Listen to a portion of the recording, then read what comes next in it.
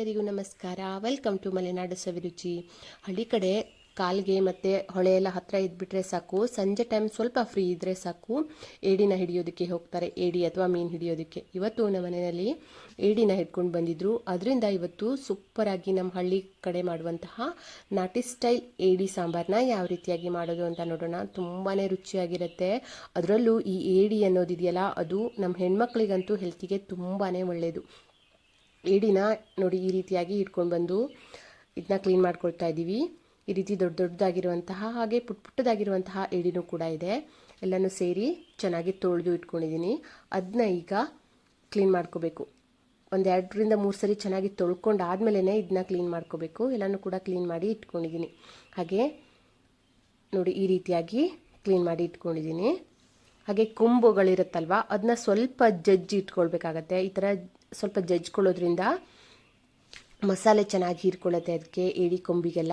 ಹಾಗಾಗಿ ಎಲ್ಲನೂ ಕೂಡ ರೆಡಿ ಮಾಡಿ ಇಟ್ಕೊಂಡಿದ್ದೀನಿ. 1 ಕಪ್ ಆಗುವಷ್ಟು ಹಸಿ ತೆಂಗಿನ ತುರಿನ ತೊಗೊಂಡಿದ್ದೀನಿ. ಹಾಗೆ 2 ಈರುಳ್ಳಿನ ಕಟ್ ಮಾಡಿ ಇಟ್ಕೊಂಡಿದ್ದೀನಿ. ಈಗ ಇದಕ್ಕೆ ಮಸಾಲೆ ಹಾಕ್ಕೊಳ್ತಾ ಇದ್ದೀನಿ. 2 ಟೀ ಸ್ಪೂನ್ ಧನಿಯಾ ಬೀಜನ ತೊಗೊಂಡಿದ್ದೀನಿ. ಅದನ್ನ ಈಗ ಕಾಯಿ ತುರಿ ಜೊತೆಗೇ ಸೇರಿಸ್ಕೊಳ್ತಾ ಇದ್ದೀನಿ. ನಾನು ಧನಿಯಾ ಬೀಜ ಎಲ್ಲ ಸ್ವಲ್ಪ ಹುರಿದು ಇಟ್ಕೊಂಡಿದ್ದೆ, ಹಾಗಾಗಿ ಹಾಗೆಯೇ ಸೇರಿಸ್ಕೊಳ್ತಾ ಇದ್ದೀನಿ. ಬೇಕಾದರೆ ಆಗಿಂದಾಗಲೇ ಹುರಿದು ಸೇರಿಸ್ಕೋಬೋದು. ಹಾಗೆ 1 ಟೀ ಸ್ಪೂನ್ ಆಗುವಷ್ಟು ಅರಿಶಿಣ ಹಾಕ್ಕೊಳ್ತಾ ಇದ್ದೀನಿ. ಜಾಸ್ತಿ ಇಂಗ್ರೀಡಿಯೆಂಟ್ಸ್ ಹಾಕಬಾರ್ದು, ಇದಕ್ಕೆ ಟೇಸ್ಟ್ ಆಗಲ್ಲ, ಅಂದರೆ ಏಡಿ ಫ್ಲೇವರೇ ಹೋಗಿಬಿಡುತ್ತೆ. ಹಾಗಾಗಿ ಇಷ್ಟೇ ಹಾಕಿ ಸಾಂಬಾರು ಮಾಡ್ಕೊಳ್ತಾ ಇದ್ದೀನಿ. ತುಂಬಾ ರುಚಿಯಾಗಿರುತ್ತೆ. ಈಗ ಒಂದು ಬಾಣಲಿನಲ್ಲಿ 2 ಟೀ ಸ್ಪೂನ್ ಆಗುವಷ್ಟು ಕೊಬ್ಬರಿ ಎಣ್ಣೆನ ಹಾಕ್ಕೊಳ್ತಾ ಇದ್ದೀನಿ. ಆಮೇಲೆ 1 ಈರುಳ್ಳಿನ ಹಾಕ್ಕೊಳ್ತಾ ಇದ್ದೀನಿ. ಈರುಳ್ಳಿ ಚೆನ್ನಾಗಿ ಫ್ರೈ ಆಗಬೇಕು, ಅಲ್ಲಿ ತನಕನೂ ಇದನ್ನ ಫ್ರೈ ಮಾಡ್ಕೋಬೇಕು. ಹಾಗೆ ಮಸಾಲೆಗೆ ಖಾರಕ್ಕೆ ಎಷ್ಟು ಬೇಕು ಅಂತ ನೋಡಿಕೊಂಡು ಒಣಗಿರುವಂತಹ ಮೆಣಸನ್ನು ಹಾಕಿ ಇದನ್ನ ರುಬ್ಕೊಳ್ಳೋದು. ಈಗ ಈರುಳ್ಳಿ ಚೆನ್ನಾಗಿ ಈ ರೀತಿಯಾಗಿ ಫ್ರೈ ಮಾಡ್ಕೊಳ್ತಾ ಇದ್ದೀನಿ. ಈರುಳ್ಳಿ ಸ್ವಲ್ಪ ಕಲರ್ ಚೇಂಜ್ ಆಗೋ ತನಕನೂ ಫ್ರೈ ಮಾಡ್ಕೋಬೇಕು. ಹಾಗೆ ಏಡಿ ಕೊಂಬನ್ನು ಈ ರೀತಿಯಾಗಿ ಸ್ವಲ್ಪ ಕುಟಾಣಿಯಲ್ಲಿ ಕುಟ್ಕೋಬೇಕು. ನಾನು ಮೊದಲು ಸುಮಾರು ಕುಟ್ಕೊಂಡಿದ್ದೀನಿ. ಹಾಗೆ 1-2 ನಿಮಗೆ ತೋರಿಸೋದಕ್ಕೆ ಅಂತ ಹಾಗೇನೆ ಬಿಟ್ಕೊಂಡಿದ್ದೆ. ಅದನ್ನ ಇವಾಗ ಈ ರೀತಿಯಾಗಿ ಕುಟಾಣಿಲಿ ಕುಟ್ಕೊಳ್ತಾ ಇದ್ದೀನಿ. ಈ ರೀತಿ ಏಡಿ ಕೊಂಬನ್ನು ಸ್ವಲ್ಪ ಜಜ್ಕೊಂಡ್ರೆ ಮಸಾಲೆ ಎಲ್ಲ ಚೆನ್ನಾಗಿ ಹೀರ್ಕೊಳ್ಳುತ್ತೆ ಅಂತ ಈ ರೀತಿಯಾಗಿ ಸ್ವಲ್ಪ ಜಜ್ಕೊಳ್ತಾರೆ. ಹಾಗಾಗಿ ನಾನು ಕೂಡ ಹಾಗೇನೆ ಮಾಡ್ಕೊಂಡಿದ್ದೀನಿ. ಈಗ ಬೆಂದಿರುವಂತಹ ಈರುಳ್ಳಿಗೆ ಏಡಿ ಕಟ್ ಮಾಡಿರೋದನ್ನೆಲ್ಲ ಮಿಕ್ಸ್ ಮಾಡ್ಕೊಳ್ತಾ ಇದ್ದೀನಿ. ಈ ರೀತಿ ಚೆನ್ನಾಗಿ ಒಂದ್ಸರಿ ಮಿಕ್ಸ್ ಮಾಡಿಕೊಂಡು ಫ್ರೈ ಮಾಡ್ಕೋಬೇಕು. ಎಣ್ಣೆನಲ್ಲೇ ಸ್ವಲ್ಪ ಬೇಯಬೇಕಿದು, ಅಲ್ಲಿ ತನಕನೂ ಫ್ರೈ ಮಾಡ್ಕೋಬೇಕು. ನೋಡಿ ಇದಕ್ಕೆ ಈಗ ಸ್ವಲ್ಪ ರುಚಿಗೆ ಎಷ್ಟು ಬೇಕು ಅಂತ ನೋಡಿಕೊಂಡು ಉಪ್ಪನ್ನು ಹಾಕ್ಕೊಳ್ತಾ ಇದ್ದೀನಿ. ಹಾಗೆ ಮಸಾಲೆಗೂ ಅಷ್ಟೇ 1 ಈರುಳ್ಳಿನ ರುಬ್ಕೊಳ್ಳೋದಕ್ಕೆ ಹಾಗೇನೆ ಇಟ್ಕೊಂಡಿದ್ದೀನಿ. ಹಾಗೆ 1 ಗಡ್ಡೆ ಬೆಳ್ಳುಳ್ಳಿನೂ ಕೂಡ ಬಿಡಿಸಿ ಇಟ್ಕೊಂಡಿದ್ದೀನಿ. ಅಷ್ಟೇ, ತುಂಬ ಜಾಸ್ತಿ ಮಸಾಲೆನ ಹಾಕ್ಕೊಳ್ಬಾರ್ದು, ಸ್ವಲ್ಪ ಕಡಿಮೆ ಮಸಾಲೆಯಲ್ಲೇ ಈ ರೀತಿ ಸಾಂಬಾರು ಮಾಡ್ಕೋಬೇಕು. ರುಚಿ ತುಂಬಾ ಚೆನ್ನಾಗಿರುತ್ತೆ. ಹಾಗೆ 1 ಸಣ್ಣ ತುಂಡಾಗುವಷ್ಟು ಹುಣಸೆ ಹಣ್ಣನ್ನು ಕೂಡ ತೊಗೊಂಡಿದ್ದೀನಿ. ಇವಿಷ್ಟನ್ನು ಈಗ ನುಣ್ಣಗೆ ರುಬ್ಕೋಬೇಕು. ಈಗ ರುಬ್ಬಿರುವಂತಹ ಮಸಾಲೆ ಕೂಡ ರೆಡಿಯಾಗಿದೆ. ಏಡಿ ಕೂಡ ಚೆನ್ನಾಗಿ ಬೆಂದಿದೆ. ಬೆಂದಿರುವಂತಹ ಏಡಿಗೆ ಈ ರೀತಿ ರುಬ್ಬಿರುವಂತಹ ಮಸಾಲೆನ ಹಾಕ್ಕೊಳ್ತಾ ಇದ್ದೀನಿ. ಮಸಾಲೆ ಎಷ್ಟು ನುಣ್ಣಗಾಗತ್ತಲ್ವ ಸಾಂಬಾರು ಅಷ್ಟೇ ರುಚಿಯಾಗಿರುತ್ತೆ. ನೋಡಿ ಈಗ ಮಸಾಲೆ ಎಲ್ಲ ಹಾಕಿದ ಮೇಲೆ ಮತ್ತೆ ಒಂದ್ಸರಿ ಚೆನ್ನಾಗಿ ಮಿಕ್ಸ್ ಮಾಡ್ಕೋಬೇಕು. ಹೀಗೆ ಈ ರೀತಿಯಾಗಿ ಒಂದ್ಸರಿ ಮಿಕ್ಸ್ ಮಾಡ್ಕೊಂಡು ಆದಮೇಲೆ ನಾವು ಸಾಂಬಾರು ಕನ್ಸಿಸ್ಟೆನ್ಸಿ ನೋಡಿಕೊಂಡು ನೀರನ್ನು ಹಾಕ್ಕೊಳ್ಬೇಕು. ಈಗ ನೀರು ಹಾಕಿ ಕುದಿಸ್ಕೊಳ್ತಾ ಇದ್ದೀನಿ. ತುಂಬ ಜಾಸ್ತಿ ಖಾರ ಆಗಬಾರ್ದು, ಏಡಿ ಸಾರು ಅಷ್ಟೊಂದು ಚೆನ್ನಾಗಿರೋದಿಲ್ಲ. ಈಗ ಮಸಾಲೆ ಎಲ್ಲ ಹಾಕಿದ ಮೇಲೆ ಒಂದ್ಸರಿ ಚೆನ್ನಾಗಿ ಮಿಕ್ಸ್ ಮಾಡ್ಕೋಬೇಕು. ಈ ರೀತಿಯಾಗಿ ಮಿಕ್ಸ್ ಮಾಡ್ಕೊಳ್ತಾ ಇದ್ದೀನಿ. ಈಗ ಇದಕ್ಕೆ ರುಚಿಗೆ ನೋಡಿಕೊಂಡು ಉಪ್ಪನ್ನು ಹಾಕ್ಕೊಳ್ಬೇಕಾಗತ್ತೆ. ನಾನು ಮೊದಲೇ ಹಾಕಿರೋದ್ರಿಂದ ಇವಾಗ ಸ್ವಲ್ಪ ಕಡಿಮೆ ಹಾಕ್ಕೊಂಡಿದ್ದೆ. ಇವಾಗ ಇನ್ನೊಂದು ಸ್ವಲ್ಪ ಉಪ್ಪನ್ನು ಹಾಕ್ಕೊಳ್ತಾ ಇದ್ದೀನಿ. ನೋಡಿ ಏಡಿ ಸಾಂಬಾರು ಈ ರೀತಿಯಾಗಿರಬೇಕು. ತುಂಬ ತಿಳುವಾಗಿನೂ ಇರಬಾರ್ದು, ತುಂಬ ಗಟ್ಟಿಯಾಗಿನೂ ಕೂಡ ಇರಬಾರ್ದು.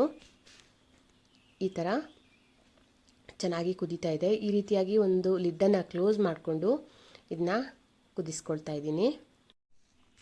ಈ ಥರ ಒಂದು 5 ನಿಮಿಷ ಇದನ್ನ ಕುದಿಸ್ಕೋಬೇಕು. ನೋಡಿ ಹೀಗೆ ಈ ರೀತಿಯಾಗಿ ಕುದಿಸ್ಕೊಳ್ತಾನೆ ಇರಬೇಕು, ಅಂದರೆ ಚೆನ್ನಾಗಿ ಕುದಿಬೇಕು ಸಾಂಬಾರು, ಅಲ್ಲಿ ತನಕನೂ ನೀಟಾಗಿ ಕುದಿಸ್ಕೋಬೇಕು. ಲಿಡ್ಡನ್ನು ಕ್ಲೋಸ್ ಮಾಡ್ಕೊತ ಈ ರೀತಿಯಾಗಿ ಮಧ್ಯ ತಿರುಗಿಸ್ಕೊಳ್ತಾನೆ ಕುದಿಸ್ಕೋಬೇಕಾಗತ್ತೆ. ನೋಡಿ ಈಗ ತುಂಬಾ ರುಚಿಕರವಾಗಿರುವಂತಹ ಫ್ಲೇವರ್ಫುಲ್ ಆಗಿರುವಂತಹ ಏಡಿ ಸಾಂಬಾರು ರೆಡಿಯಾಗಿದೆ. ತುಂಬ ಕಡಿಮೆ ಇಂಗ್ರೀಡಿಯೆಂಟ್ಸಲ್ಲಿ ಮಾಡ್ಕೊಳ್ತಾ ಇದ್ದೀನಿ. ಜಾಸ್ತಿ ಏನು ಇಂಗ್ರೀಡಿಯೆಂಟ್ಸ್ ಹಾಕಬಾರ್ದು, ಇದಕ್ಕೆ ಅಷ್ಟೊಂದು ಚೆನ್ನಾಗಿರೋದಿಲ್ಲ. ಅಂದರೆ ಏಡಿ ಫ್ಲೇವರೇ ಹೋಗ್ಬಿಡುತ್ತೆ. ಈ ರೀತಿಯಾಗಿ ಸಿಂಪಲ್ಲಾಗಿ ಸಾಂಬಾರನ್ನ ಮಾಡ್ಕೊಳ್ತೀನಿ ಯಾವಾಗಲೂ ಅಷ್ಟೇ. ಏಡಿ ಸಾಂಬಾರು ಇದೇ ರೀತಿಯಾಗಿಯೇ ಮಾಡ್ಕೊಳ್ತಾ ಇದ್ದೀನಿ. ಈಗ ಬಿಸಿ ಬಿಸಿ ಅನ್ನದ ಜೊತೆಗೆ ಈ ಏಡಿ ಸಾಂಬಾರನ್ನ ಹಾಕೊಂಡು ಊಟ ಮಾಡ್ತಿದ್ರೆ ನಿಜವಾಗ್ಲೂ ತುಂಬಾ ಚೆನ್ನಾಗಿರುತ್ತೆ. ಹಾಗೆ ಆರೋಗ್ಯಕ್ಕೂ ಕೂಡ ಒಳ್ಳೆಯದು ಈ ಏಡಿ, ಅದರಲ್ಲೂ ಕಲ್ಲೇಡಿ ಅಂತ ಹೇಳ್ತೀವಲ್ಲ, ಇದು ತುಂಬಾ ಒಳ್ಳೆಯದು. ನನ್ನ ಮಗಳಿಗಂತೂ ಏಡಿ ಸಾಂಬಾರು, ಈ ಏಡಿ ಕೊಂಬಿಗೋಸ್ಕರ ಅಣ್ಣ ತಂಗಿ ಇಬ್ಬರು ಕೂಡ ಜಗಳ ಮಾಡ್ಕೊತಾನೆ ಇರ್ತಾರೆ. ಮೊದಲೇ ನಾವು ಕೂಡ ಹಾಗೆ ಆಗಿತ್ತು. ಅಂದರೆ ದೊಡ್ಡ ಕೊಂಬಿಗೋಸ್ಕರ ನನಗೆ ದೊಡ್ಡ ಕೊಂಬೇಕು, ನನಗೆ ದೊಡ್ಡ ಕೊಂಬೇಕು ಅಂತ ಹೇಳ್ತಾನೆ ಇರ್ತಿದ್ವಿ. ಇವಾಗ ನಮ್ಮ ಮಕ್ಕಳು ಹಾಗೇನೆ. ಅಂದರೆ ಈ ಏಡಿ ಕೊಂಬಿಗೋಸ್ಕರ ಜಗಳ ಇದ್ದಿರೋದೆ ಯಾಕೆಂದರೆ ಅದು ಅಷ್ಟೊಂದು ರುಚಿಯಾಗಿರುತ್ತೆ. ಹಾಗೆ ನಾವು ಚಿಕ್ಕವರಿದ್ದಾಗ ನಮ್ಮ ಅಪ್ಪ ಅಮ್ಮ ನಮಗೆ ಈ ಏಡಿ ಕೊಂಬುಗಳನ್ನು ಬಿಡಿಸಿ ಕ್ಲೀನಾಗಿ ಬಿಡಿಸ್ಕೊಡ್ತಿದ್ರು. ಇವಾಗ ನಾವು ನಮ್ಮ ಮಕ್ಕಳಿಗೆ ಈ ಏಡಿ ಕೊಂಬನ್ನು ಬಿಡಿಸ್ಕೊಡ್ತಾ ಇದ್ದೀವಿ. ಅದೇ ಅಲ್ವಾ ವಿಚಿತ್ರ. ಅಂದರೆ ಅದರ ರುಚಿನೇ ಆಗಿರುತ್ತೆ. ಅಂದರೆ ನಾವು ತಿನ್ನೋದಕ್ಕಿಂತ ನಮ್ಮ ಮಕ್ಕಳು ತಿಂದ್ರೇ ಚಂದ ಅಂತ ಅನಿಸುತ್ತೆ. ಹಾಗಾಗಿ ಈ ರೀತಿಯಾಗಿ ಏಡಿ ಸಾಂಬಾರನ್ನ ಮಾಡ್ಕೊತೀನಿ. ತುಂಬ ಅಂದರೆ ತುಂಬ ರುಚಿಯಾಗಿರುತ್ತೆ. ಈ ಥರ ಸಿಂಪಲ್ಲಾಗಿ ಒಂದ್ಸರಿ ಟ್ರೈ ಮಾಡಿ ಹೇಗೆ ಬಂತು ಅಂತ ನನಗೆ ಕಮೆಂಟ್ ಮಾಡಿ ತಿಳಿಸಿ. ಹಾಗೆ ನನ್ನ ಈ ವಿಡಿಯೋ ನಿಮಗೆ ಇಷ್ಟ ಆಗಿದ್ದರೆ ಪ್ಲೀಸ್ ಒಂದು ಲೈಕ್ ಕೊಡಿ. ಹಾಗೆ ನಿಮ್ಮ ಫ್ಯಾಮಿಲಿ ಫ್ರೆಂಡ್ಸ್ ಎಲ್ಲರಿಗೂ ಶೇರ್ ಮಾಡ್ಕೊಳ್ಳಿ.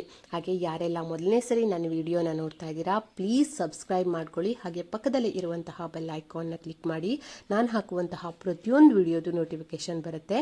ಹಾಗೆ ಈ ಥರ ಸಿಂಪಲ್ ಅಡುಗೆಗಳನ್ನು ನಾನು ನಿಮ್ಮ ಜೊತೆ ಶೇರ್ ಮಾಡ್ಕೊತೀನಿ. ವಿಡಿಯೋ ಇಷ್ಟ ಆದರೆ ನಿಮ್ಮ ಅನಿಸಿಕೆನ ನನಗೆ ಕಮೆಂಟ್ ಮಾಡಿ ತಿಳಿಸಿ. ಮುಂದಿನ ವಿಡಿಯೋದಲ್ಲಿ ಮತ್ತೆ ಸಿಗ್ತೀನಿ. ಅಲ್ಲಿವರೆಗೂ ಥ್ಯಾಂಕ್ ಯು.